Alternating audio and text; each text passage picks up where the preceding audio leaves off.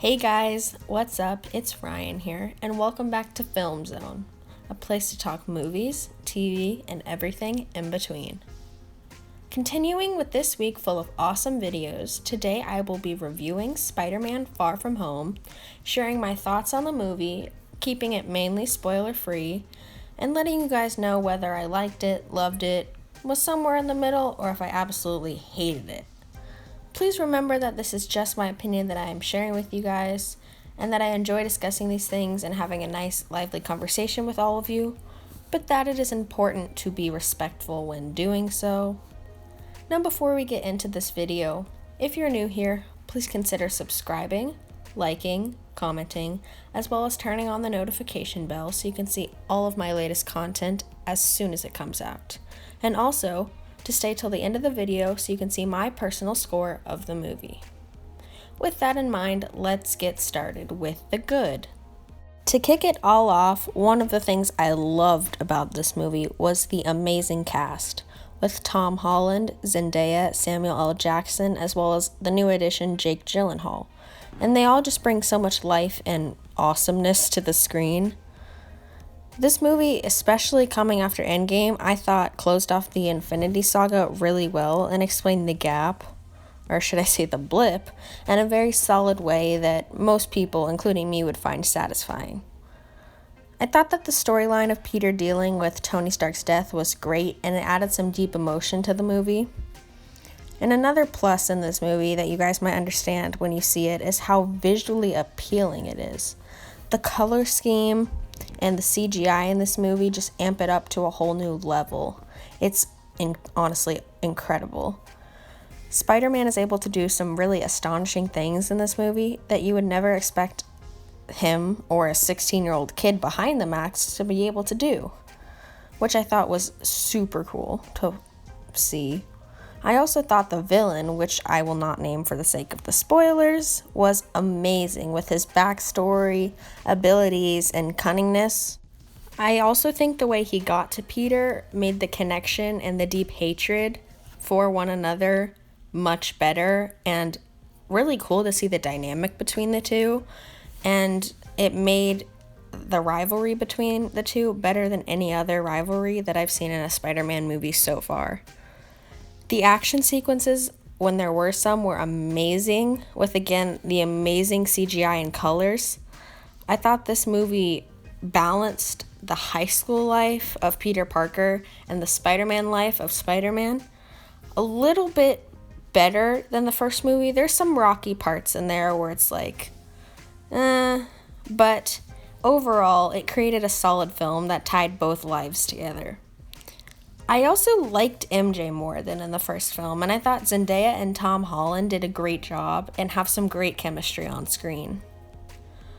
And to wrap this all off, I thought the movie had some of the best mid and post-credit scenes in the entire MCU. So you guys have to check these out. Now on to the mixed standpoint. And the first, most obvious thing that comes to mind in this movie is the humor. This movie is probably the funniest movie in the MCU, beating out Thor Ragnarok and Guardians of the Galaxy, having different jokes, such as a man dropping his camera, or some awkward timing sort of things, as well as some witty one-liners that crack you up. And I admit you would want to see this in sort of a high school film, and you would find it funny, and it would bring something to the movie, which it did in some parts, but it also ruined some other parts of the movie whenever the movie was trying to be serious. Also, the side cast here in this movie wasn't very good. I thought the side cast in the first movie was definitely better, and I thought they added some good moments to the entire movie, but overall, they didn't really do much for the film. Also, this film was a little light on action for the first half of it, and for the first 30 minutes I was like, okay, this is a typical Spider-Man film. Peter's in school, he's having fun with his friends. Not too much action, nothing surprising here. But then, after that amazing surprise twist probably like an hour in, it really picked up. The reason this is in the mixed section is because I like the way the first half of the movie had more interactions with characters instead of doing straight up action. So it delivered exposition to the villain and developed the other characters really well, leaving for an awesome second half. With that said, let's move on to the bad.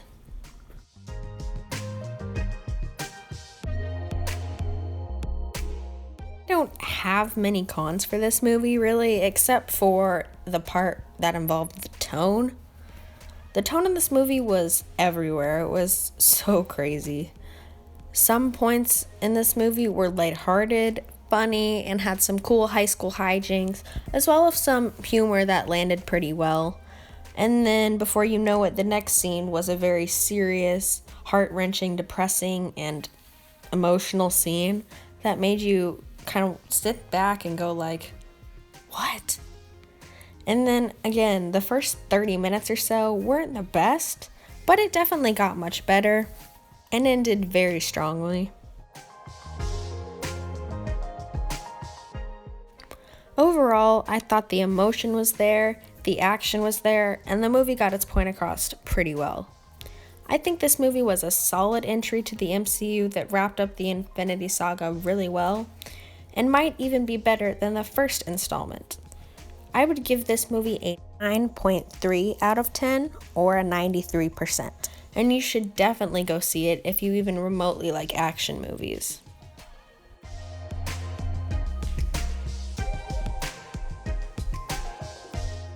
Thank you guys so much for watching this video. If you have any questions or comments, feel free to let me know in the comment section below and give me your personal opinion on Spider-Man Far From Home. If you like this video, stay tuned for some new ones, including all 23 MCU movies ranked coming up tomorrow. See you guys later.